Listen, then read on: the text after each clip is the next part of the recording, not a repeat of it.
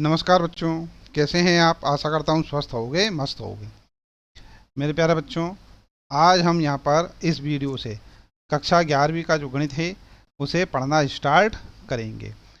कक्षा 11वीं के जो गणित है उसमें कुल 14 अध्याय हैं और आज हम यहाँ पर पहला अध्याय समुच्चय पढ़ना स्टार्ट करेंगे।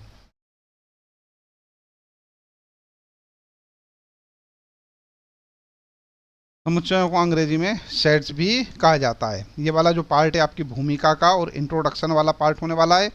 इसमें अपन समझेंगे कि समुच्चय क्या होते हैं, ठीक है, और वो कितने प्रकार के होते हैं। तो सबसे पहले अपन देखते हैं यहाँ पर भूमिका।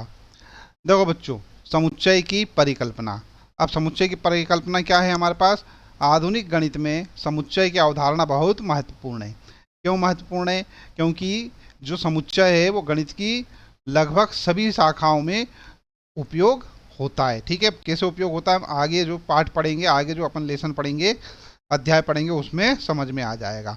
ठीक है, अब समुच्चय का महत्व। समुच्चय का प्रयोग गणितीय संबंधों और फलनों, ठीक है, ये हमारे पास चैप्टर है। ठीक है, संबंध मतलब रिलेशंस और फलनों मतलब फंक्शंस, ठीक है, इसमें उपयोग में होता है। साथ ही साथ में ज्यामिति, अनुक्रम, प्रायिकता आदि में क्या होता है, इसका विस्तृत उपयोग होता है। ठीक है, और ये वाले जो पार्ट हैं ये भी हमारे कक्षा 11वीं में पढ़ने वाले हैं अपन। समुच्चय सिद्धांत का विकास। तो जॉर्ज कैंटोर एक क्या थे भैया? एक गणितज्ञ थे, ठीक है, जो कि 1845 से 1918 तक जीवित रहे थे। और इन्होंने क्या किया था? समुच्चय सिद्धांत का प्रतिपादन किया था या समुच्चय सिद्धांत दिया था। ठीक है, तो ये रहे जॉर्ज कैंटोर। ठीक है, अब इससे पहले क्रम विन्यास, ठीक है, परमुटेशन और श्रेणी अर्थात सीरीज की समस्याओं को हल करने में क्या होती थी? कठिनाइयाँ होती थी। श्रेणी अपन पढ़ने वाले हैं। ठीक है, अध्याय का उद्देश्य। इस अध्याय का उद्देश्य क्या है? तो इस अध्याय का मुख्य उद्देश्य है समुच्चय के बारे में मूलभूत जानकारी प्राप्त करना, इसके जो बेसिक कॉन्सेप्ट हैं उसको समझना।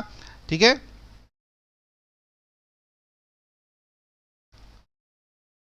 और सारांश। अभी तक अपन ने जो भी कुछ पढ़ा उसका क्या सारांश है भैया? तो यह भूमिका हमें बताती है कि समुच्चय गणित में बहुत उपयोगी है। अभी हाल बता ही दिया मैंने। लगभग गणित की सभी शाखाओं में अर्थात ज्यामिति में, सांख्यिकी में, ठीक है, और इसका क्या बोलते, प्रायिकता आदि में इसका क्या होता है? उपयोग होता है। इसका विकास जॉर्ज कैंटर ने किया था। इस अध्याय में समुच्चय के आधारभूत सिद्धांतों और संक्रियाओं को समझाया जाएगा। ठीक है, चलिए अपन आगे बढ़ते हैं। सबसे पहले समझते हैं समुच्चय आखिर होता क्या है। देखो बच्चों, समुच्चय क्या है? अंग्रेजी में सेट बोलते हैं।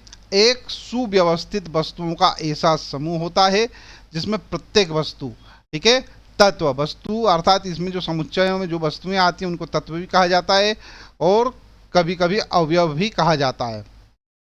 ठीक है, स्पष्ट रूप से जानी और परिभाषित होती हैं, ठीक है, या परिभाषित की जा सकती हैं।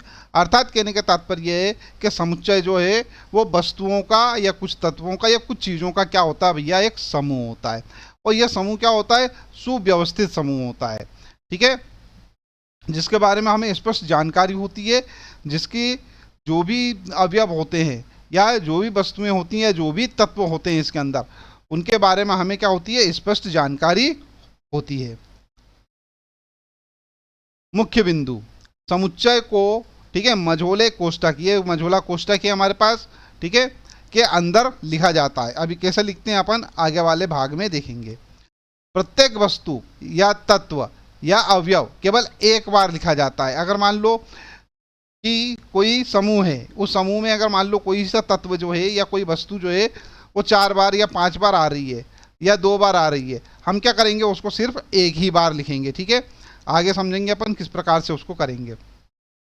तत्वों का क्रम मायने नहीं रखता, अर्थात तत्व या इसके अंदर जो आने वाली वस्तुएं हैं, ठीक है, या जो भी अवयव हैं वो किसी भी क्रम में आए उससे अपने को कोई लेना देना नहीं है। ठीक है, ये अपने को याद रखना है। चलिए अपन यहाँ पर देखते हैं, कुछ उदाहरण देख लेते हैं। देखो, संख्याओं का समुच्चय। सबसे पहले देखते हैं संख्याओं का समुच्चय। प्राकृत संख्याओं का समुच्चय। अच्छा, ये जो उदाहरण दे रहा हूँ इनको अपने को याद भी रखना है बच्चों। प्राकृत संख्याओं का समुच्चय, इसको अपन n द्वारा प्रदर्शित करते हैं। अच्छा, कक्षा 10वीं में अपन नेचुरल नंबर पढ़ चुके हैं, ठीक है। क्या होते हैं? 1 2 3 4 5 अप सो ऑन, ठीक है। उसके बाद होता है सम संख्याओं का समुच्चय। सम संख्याओं के समुच्चय को अपन ई द्वारा प्रदर्शित करते हैं, कैपिटल ई द्वारा, ठीक है। क्या? 2 4 6 8 10 अप सो ऑन, ठीक है। वर्णों का समुच्चय। अब वर्णों का समुच्चय, वर्ण क्या होते हैं? देखो, हिंदी वर्णमाला के स्वर, वॉवेल्स, ठीक है, अंग्रेजी में वॉवेल्स बोलेंगे अपन। अ आ इ ई उ ऊ ए ऐ ओ औ, ठीक है। तो ये सब क्या है? हमारे वर्णमाला के स्वर हैं। जैसे कि इंग्लिश में क्या होता है? ए ई आई ओ यू, ठीक है। अंग्रेजी वर्णमाला के प्रथम 5 अक्षरों का समूह, ठीक है। तो प्रथम 5 अक्षर को ऐसे हो सकते हैं ए बी सी डी ई। अच्छा देखो, अभी स्टार्टिंग में अपन ने क्या देखा था कि इनको मझोले कोष्टक के अंदर क्या करा जाता है? लिखा जाता है, ठीक है। तो ये मझोले कोष्टकों में अपन क्या कर रहे हैं? सारे के सारे अवयव लिख रहे हैं। जो सेट ए है, ठीक है, समुच्चय ए, इस समुच्चय ए के जो हमारे पास क्या अवयव है, कौन कौन से? A comma B comma C comma D comma E. यहाँ पर ये होना चाहिए small A B C D, ठीक है। ये जो लिखा हुआ है ए, ठीक है, तो यहाँ क्या होना चाहिए था? यहाँ होना चाहिए था ए बी सी डी और ई। ये जो अवयव होते हैं बच्चों, ठीक है, किसी भी समुच्चय के जो अवयव होते हैं, ठीक है, उनको small A B C D में लिखा जाता है, ठीक है। और जो समुच्चय होता है उसको capital A B C D में लिखा जाता है। तो ये कैपिटल ए है और ये सारे के सारे क्या होंगे? Small A B C D के ए बी सी डी, ठीक है। कुछ अन्य उदाहरण देख लेते हैं अपन समुच्चय के। सप्ताह के दिनों का समुच्चय है, ठीक है। डब्ल्यू से अपन प्रदर्शित कर रहे हैं, मतलब वीक, ठीक है। सोमवार, मंगलवार, बुधवार, गुरुवार, शुक्रवार, शनिवार, रविवार, 7 ही दिन होते हैं, ठीक है। इंद्रधनुष के रंगों का समुच्चय, ठीक है। तो अब इंद्रधनुष में कौन कौन से रंग होते हैं वो सारे लिख देंगे अपन। बैंगनी, नीला, आसमानी, हरा, पीला, नारंगी, लाल, ठीक है। कुछ अन्य समुच्चय, 10 से कम विषम संख्याएं। अच्छा देखो, विषम संख्याएं कौन कौन सी होती हैं भैया? अपने को मालूम है 1 3 5 7 9, ठीक है। अब ये क्या देख रहे हैं अपने को? 10 से कम होना चाहिए, 10 से कम होना चाहिए, मतलब 10 से छोटी होना चाहिए। तो 1 3 5 7 9 11 लेंगे क्या अपन? 11 नहीं लेंगे। क्यों? क्योंकि यहाँ पर स्पष्ट लिखा हुआ है कि आपका जो समुच्चय है वो क्या होना चाहिए? 10 से कम होना चाहिए और संख्याएं क्या होनी चाहिए उसमें? विषम संख्याएं होनी चाहिए, ठीक है। ये सुपरिभाषित कर दिया है, इसको क्या कर दिया गया है? सुपरिभाषित कर दिया गया है, ठीक है।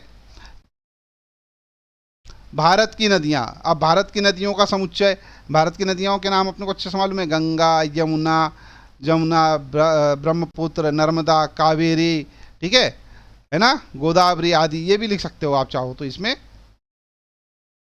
अंग्रेजी वर्णमाला के स्वर अभी बता ही दिया था मैंने। वॉवेल्स हिंदी में तो अपन ने अ आ इ ई उ ऊ ए ऐ ओ औ देख लिया था अपन ने। यहाँ पर क्या? ए ई आई ओ यू, ठीक है, याद रखना है इनको अपने को। विभिन्न प्रकार के त्रिभुज, अब कौन कौन से हो सकते हैं भैया? समबाहु त्रिभुज, समद्विबाहु त्रिभुज, विषमबाहु त्रिभुज, समकोण त्रिभुज आदि, ठीक है। 210 के अभाज्य गुणनखंड। अब 210 के अभाज्य गुणनखंड क्या लिख सकते हैं अपन?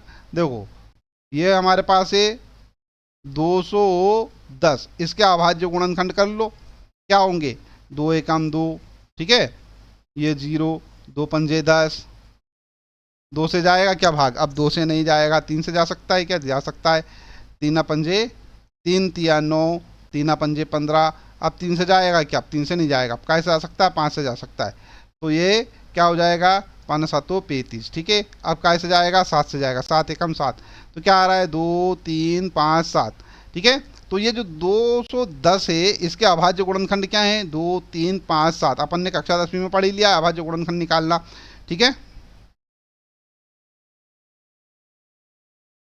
समीकरण X square minus 5x plus 6 is equal to 0 के मूल। अच्छा, ये वर्ग समीकरण या जो हमारे पास द्विघातीय बहुपद था, ठीक है। तो द्विघातीय बहुपद के अपन क्या करते थे? मूल निकालते थे, है ना। तो मूल क्या होंगे उसके? 2,3 होगा। इसको हल करके देख लीजिएगा, मूल निकालना आते ही आपको, गुणनखंड विधि से हल कर लो, ठीक है।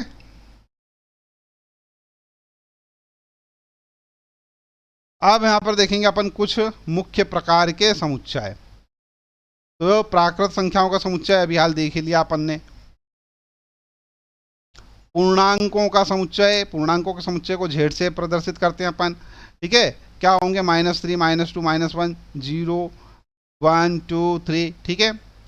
परिमेय संख्याओं का समुच्चय, परिमेय संख्याएं अपने को मालूम है अच्छे से, ऐसी संख्याएं जिन्हें p/q के रूप में लिखा जा सकता हो और जहां पर क्या हो, q 0 के बराबर ना हो। ऐसी जितनी भी संख्याएं होती हैं वो सब क्या होती हैं, परिमेय संख्याएं होती हैं। तो परिमेय संख्याओं का समुच्चय इस प्रकार से लिखा जाएगा।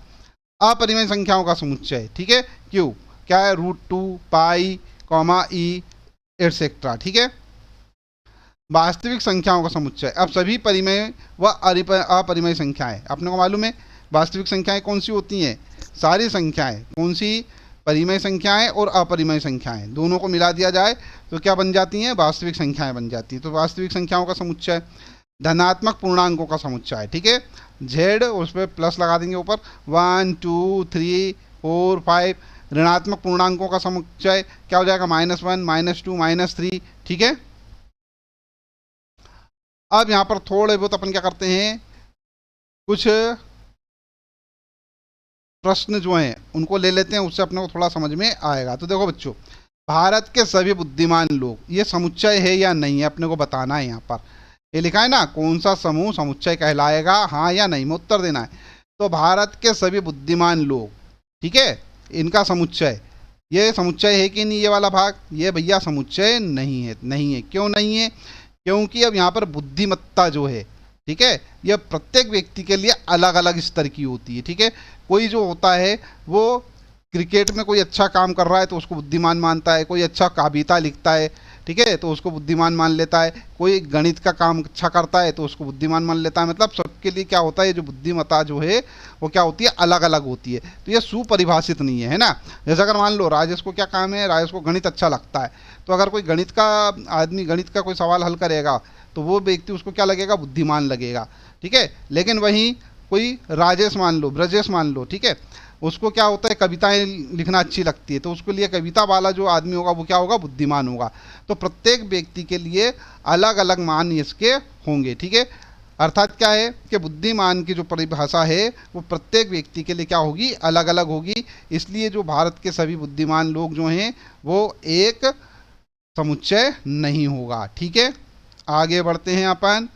100 से कम सम संख्याएं, अच्छा 100 से कम सम संख्याएं ये तो है भैया, एक समुच्चय है, ठीक है। तो ये क्या है, हाँ, क्यों है भैया, अपने को मालूम है 2 से कम सम संख्याएं, ठीक है, सॉरी 100 से कम सम संख्याएं तो क्या होंगी वो, 2, 4, 6, 8, 10, डेज डेज डेज, क्या होगी भैया, 100 से कम, मतलब कहाँ तक चलेगी, 98 तक चलेगी। करेक्ट है, आ रही बात समझ में।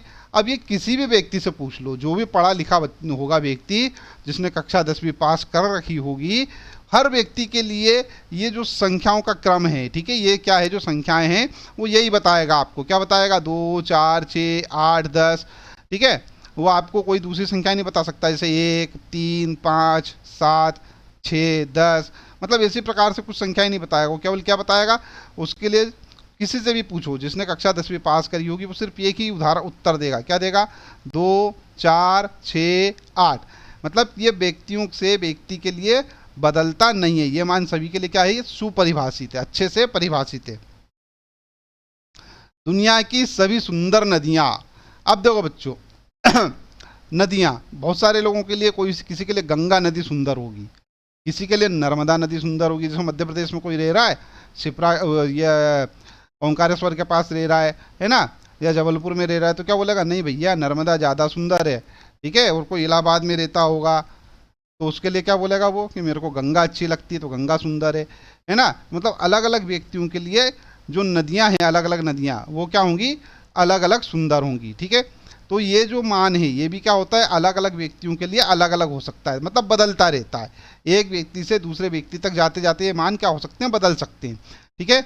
इसलिए ये क्या है, एक समुच्चय नहीं है। चलिए बच्चों, अब अपन यहाँ पर समुच्चयों के प्रकार देखेंगे, अर्थात समुच्चयों को अपन कितने प्रकार से लिख सकते हैं, ठीक है। तो समुच्चयों को लिखने के दो प्रमुख तरीके होते हैं। वो दोनों तरीके क्या हैं, यहाँ पे देख लेते हैं। रोस्टर रूप, ठीक है, जिसे अंग्रेजी में रोस्टर फॉर्म बोला जाता है।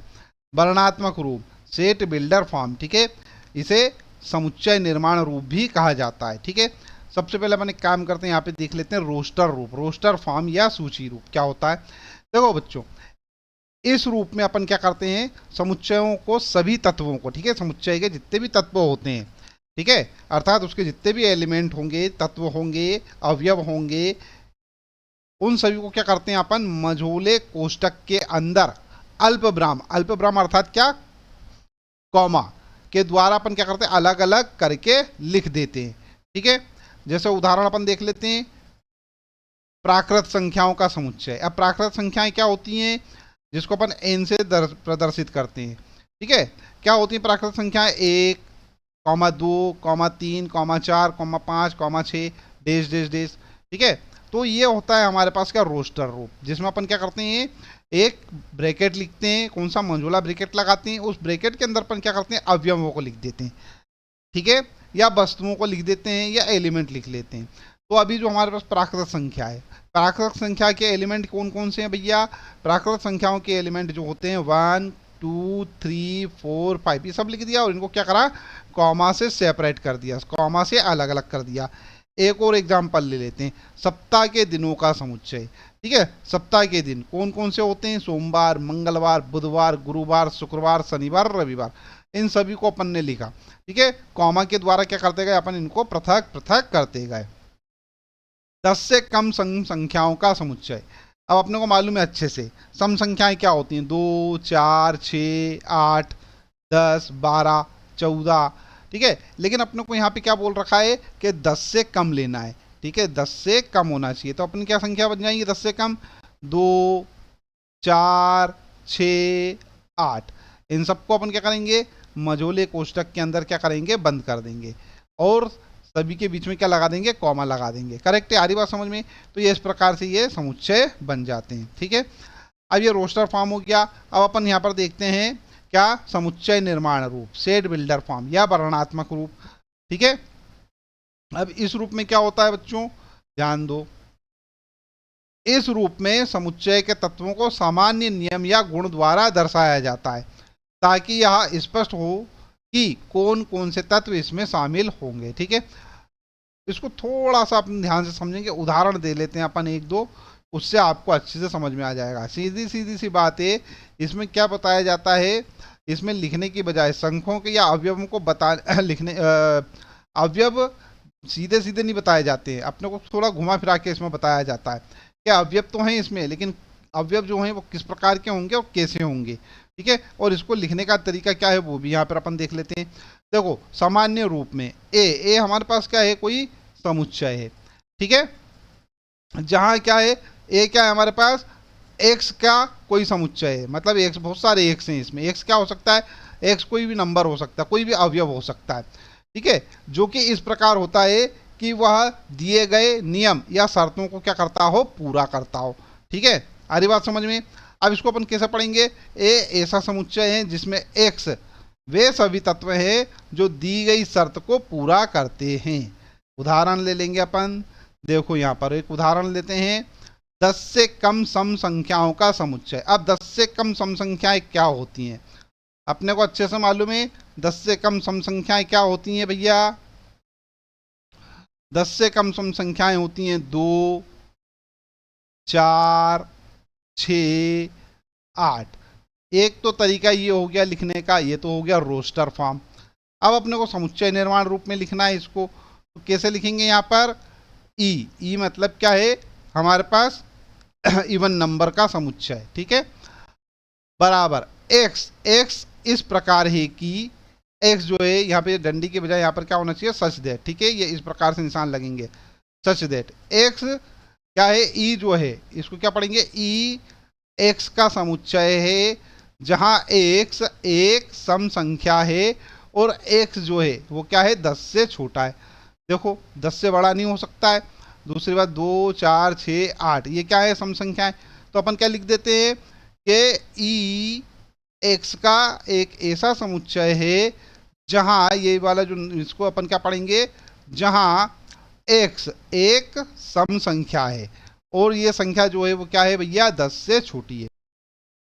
चलिए अगला उदाहरण देखते हैं अपन, सभी विषम संख्याओं का समुच्चय। ठीक है, अब सभी विषम संख्याएं क्या होंगी भैया, 1, 3, 5, 9, ठीक है, 7, 9, 11, ठीक है, इस प्रकार से होंगी, है ना।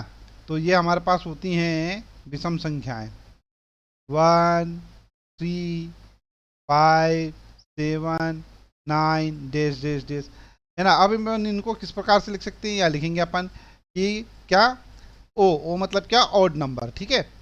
ओ जो है वो क्या है, सभी एक्स का समुच्चय है, क्या है, सभी एक्स का समुच्चय है, जहां पर एक्स क्या है, एक विषम संख्या है, और इसको क्या करो, ब्रैकेट में बंद कर दो, ये इस प्रकार से लिख सकते हैं। ठीक है, अब एक काम करते हैं, कुछ उदाहरण ले लेते हैं ताकि आपको और थोड़ा अच्छे से समझ में आ जाएगा। सबसे पहले यहाँ पर निम्नलिखित को रोस्टर रूप में लिखें। क्या हो गया भैया, 20 से कम सभी अभाज्य संख्याएं। तो 20 से कम सभी अभाज्य संख्याएं क्या होंगी, सबसे पहले ये जो हमारे पास ये पहला नंबर का जो क्वेश्चन है, मान लेते ये ए है, ठीक है, क्या बोल रहा है, 20 से कम सभी अभाज्य संख्याएं। तो 20 से कम सभी अभाज्य संख्याएं कौन सी, ऐसी संख्याएं जिसमें सिर्फ एक का भाग जा सके या खुद का भाग जा सके, इसके अलावा और किसी का ना जाए। जैसे 2, ठीक है, 2 में क्या होगा, एक का भाग जा सकता है, 2 का भाग जा सकता है ना, बाकी और किसी संख्या का नहीं जा सकता, इसलिए 2 क्या है, अभाज्य संख्या है। ऐसे ही होगी 3, 5 भी ऐसी संख्या है। 6 है क्या, नहीं, 6 में 2 का भाग जा सकता है, 3 का भाग जा सकता है, इसलिए 6 नहीं है। 7 में भी किसी का भाग नहीं जाएगा। उसके बाद है 8 में 2 का भाग जा सकता है, 4 का भाग जा सकता है, इसको हटाओ। 9 में भी भाग जा सकता है, किसका, 3 का, है ना। तो 9 भी नहीं हो सकती, क्या आएगी फिर, 11 आएगी, फिर क्या आएगी, 13 आएगी, फिर क्या आएगी, 17 आएगी, फिर क्या आएगी, 19 आएगी। तो ये इस प्रकार से हमारे पास ये सेट बन गया। ठीक है, ए का उत्तर हो गया। दूसरा, 10 से कम समपूर्णांक संख्याएं, 10 से कम समपूर्णांक संख्याएं, तो ये बी है ना, 10 से कम होना चाहिए, और क्या होना चाहिए, समपूर्णांक होना चाहिए। तो क्या होंगे भैया हमारे पास, 2, 4, है ना, 6, 8, ये हो गई 2, 4, 6, 8। ठीक है, तो ये हो गई सम संख्याएं हैं, पूर्णांक भी हैं, और क्या है, 10 से कम है, 10 नहीं लेंगे अपन इसमें। ठीक है, और सम संख्याएं भी हैं। अब ऐसे हमारे पास लिखेंगे अपन अगला सी नंबर क्या है, मैथमेटिक्स शब्द में प्रयुक्त अक्षरों का समुच्चय। तो सबसे पहले लिख लेते हैं अपन एम। ठीक है, ये ब्रैकेट बनाया अपन ने, ये लिखा अपन ने एम, कॉमा लगाया। उसके बाद ए लिख देते हैं अपन ए, उसके बाद लिख देंगे अपन टी, ये लिख दिया अपन ने टी। उसके बाद लिख देते हैं अपन एच, तो ये हो गया एच। उसके बाद हो गया हमारे पास ई, तो ये लिख दिया अपन ने ई। ये हो गया हमारे पास एम। अब एम, ये वाला एम नहीं लिखेंगे अपन, क्यों, क्योंकि इसको अपन ऑलरेडी लिख चुके हैं, पहले लिख चुके हैं, है ना। ये वाला ए भी नहीं लिखेंगे अपन, क्यों, क्योंकि पहले ही लिख चुके हैं। उसके बाद ये वाला टी नहीं लिखेंगे अपन, क्यों, क्योंकि पहले ही लिख चुके हैं, है ना ये। अब आई लिखेंगे, ये आई लिख देते हैं अपन, ठीक है, और सी लिखेंगे और एस लिखेंगे, सी कॉमा एस। तो ये इस प्रकार से हमारे पास मैथमेटिक्स का जो है समुच्चय बन गया। ठीक है, आई होप ये आपको समझ में आ गया होगा। ठीक है, अच्छा बच्चों यहाँ पर ध्यान दो, यहाँ पर मैंने आपको बताया अभी मैथमेटिक्स का लिखे, तो यहाँ पर कोई भी अक्षर जो है वो दोबारा क्या हुआ, रिपीट नहीं हुआ है।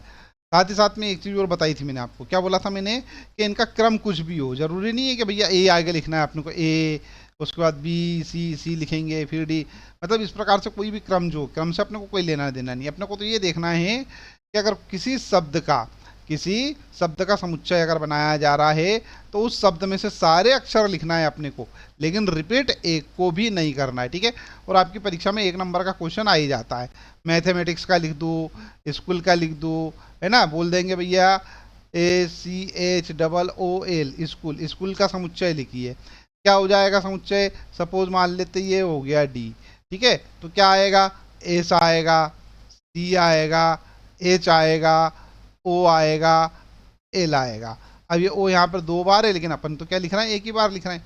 ठीक है, कहने का तात्पर्य ये है कि कोई भी शब्द हो उसका समुच्चय बनाते समय अपन क्या करेंगे भैया, उसकी जो जितने भी अक्षर हैं, ठीक है, उनको सिर्फ एक एक बार लिख देंगे। ठीक है, अगला देखते हैं अपन, समुच्चय निर्माण रूप में लिखिए। अब अपने को क्या करना है, इसको समुच्चय निर्माण रूप में लिखना है। नंबर 1, 30 से कम सम संख्याओं का समुच्चय। ठीक है, तो ये मान लेते ये ए है ना। यहाँ क्या बोल रहा है, 30 से कम सम संख्याएं। 30 से कम सम संख्याएं कौन सी होंगी, देखो 30 से कम सम संख्याएं हो सकती है हमारे पास क्या, एक तो सम संख्या 1, 3, 5, 7, 9, 11, डेश डेश डेश कहाँ तक जाएगी भैया, 30 से कम। 30 से कम मतलब 29 तक। ठीक है, तो ये सारी होंगी। ये तो रोस्टर फॉर्म लिखना होता तो अपन इस प्रकार लिख देते, लेकिन अपने को समुच्चय निर्माण रूप में लिखना है, तो इसके लिए अपन क्या करेंगे, मान लेते हैं ये जो हमारे पास समुच्चय बन रहा है, ठीक है, ये किसका समुच्चय है, ये जो समुच्चय है एक्स का समुच्चय है। और एक्स जो है वो इस किस प्रकार है, जहाँ एक्स जो है, एक्स क्या है, एक सम संख्या है। एक्स एक सम संख्या है। ठीक है, x क्या है, एक सम संख्या है। और क्या है, और भी लिखना पड़ेगा अपने को। ठीक है, ये तो लिख दिया अपन ने कि x क्या है, सम संख्या है। ये इतना काम तो अपना हो गया, लेकिन वो क्या बोल रहा है, 30 से छोटी है। 30 से क्या ये कम है, यहाँ पे लिखेंगे अपन x जो है वो क्या है, 30 से कम है, मतलब 30 से छोटा है, तो x लेस देन 30। ठीक है, ये इस प्रकार से लिख के छोड़ देंगे, ये हमारा आंसर हो गया। ठीक है, अब इसी प्रकार अपन नेक्स्ट कर लेते हैं दूसरा वाला। दूसरा क्या है हमारे पास, 50 से कम पूर्ण वर्ग संख्याओं का समुच्चय। अब देखो बच्चों, पूर्ण वर्ग संख्याएं कौन सी होती हैं, एक तो होती है एक होती है 4, है ना। एक होती है क्या, एक हो गया, 4 हो गया, उसके बाद 3 तिया 9, 4 चौक 16, पचम 25, छाए छाए 36, सती सती 49, 49, है ना। आठी उठी 64, 64 होती है। लेकिन ये तो क्या बोल रहा है, 50 से क्या होना चाहिए, कम होना चाहिए, तो ये वाली संख्या नहीं आएगी। कौन कौन सी आएंगी, 1, 4, 9, 16, 25, 36 और 49, ये आएंगी। अगर रोस्टर फॉर्म में लिखना होता तो सीधे सीधे लिखते, ब्रैकेट लगा के काम खत्म। ठीक है, लेकिन अपने को तो क्या लिखना है, समुच्चय निर्माण रूप में लिखना है। ठीक है, तो समुच्चय निर्माण रूप में लिखने के लिए क्या लिख देते हैं अपन, सबसे पहले ये लिखते हैं बी, और बराबर में ब्रैकेट के अंदर लिखेंगे अपन एक्स सच दैट एक्स। ठीक है, बी जो है सभी एक्स का समुच्चय है, जहां एक्स क्या है भैया, अब एक्स के बारे में बताना है अपने को। देखो ये एक है, ठीक है, ये क्या है, एक का वर्ग।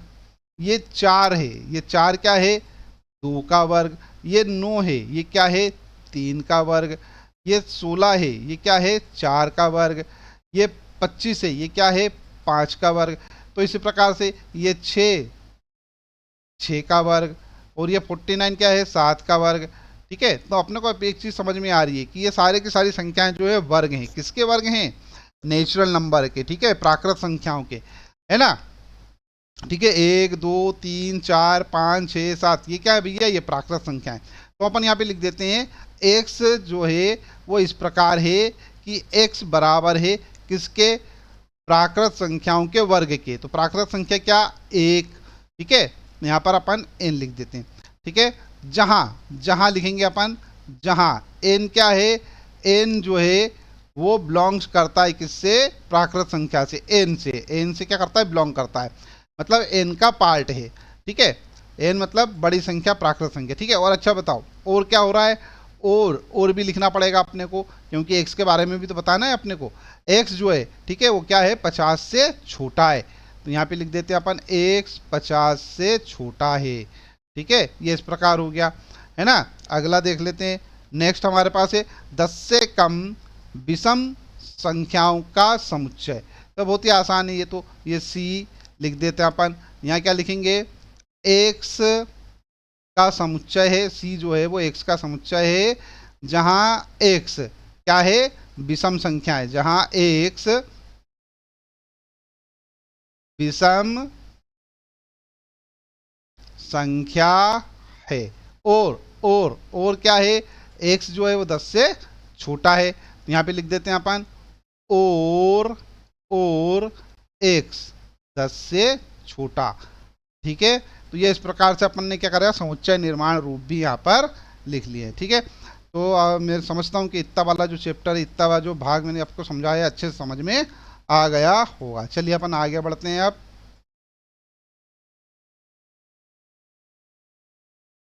ध्यान देने योग्य बातें, अब ध्यान देने योग्य बातें अपन पढ़ेंगे। समुच्चय को इंगित या प्रदर्शित करने के लिए प्रायः बड़े अक्षरों का उपयोग किया जाता है, जैसे ए कॉमा बी कॉमा सी, है ना। अभी अपन इनको ए बी सी से प्रदर्शित कर रहे थे।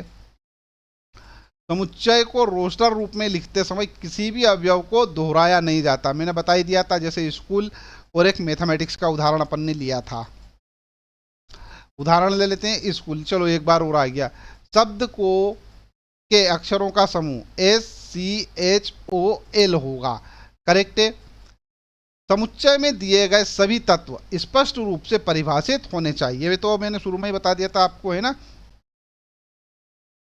यदि कोई तत्व किसी समुच्चय का सदस्य है तो उसे ई प्रतीक से दर्शाते हैं, जैसे मैंने अभी आपको बताया था।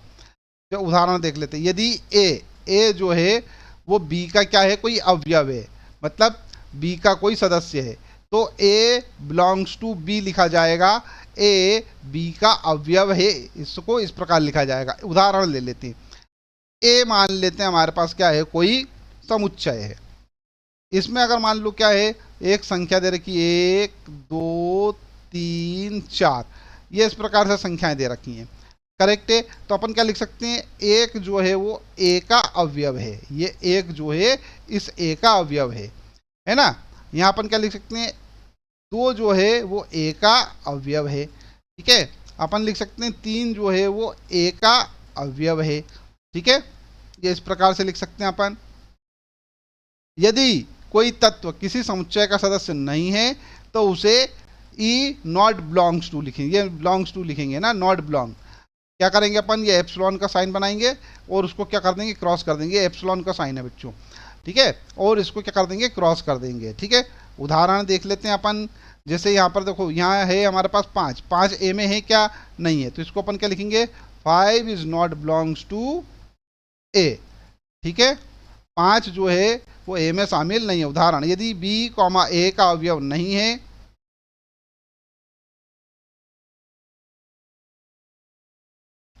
ठीक है, बी ए का अवयव नहीं है ना, इस प्रकार से लिखेंगे। तो मैंने अभी आपको बता ही दिया था, जैसे कोई एक उदाहरण लिया था अपन ने 1 से लेकर 4 तक की संख्याओं का, है ना। चलिए, तो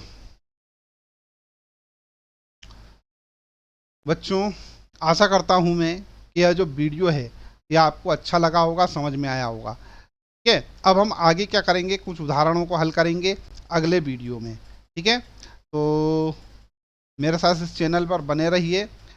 बच्चों वीडियो अच्छा लगा हो तो इस वीडियो को लाइक कर दीजिए, चैनल सब्सक्राइब ना किया हो तो चैनल सब्सक्राइब कर लीजिए, साथ ही साथ में नोटिफिकेशन वाला जो बेल आइकन है उसको ज़रूर प्रेस कर दीजिएगा। कारण उसका ये है कि जब भी मैं यहाँ पर कोई वीडियो अपलोड करूँ तो उसका नोटिफिकेशन आप तक आसानी से पहुँच सके, ठीक है। चलिए, वीडियो देखने के लिए धन्यवाद, थैंक यू वेरी मच।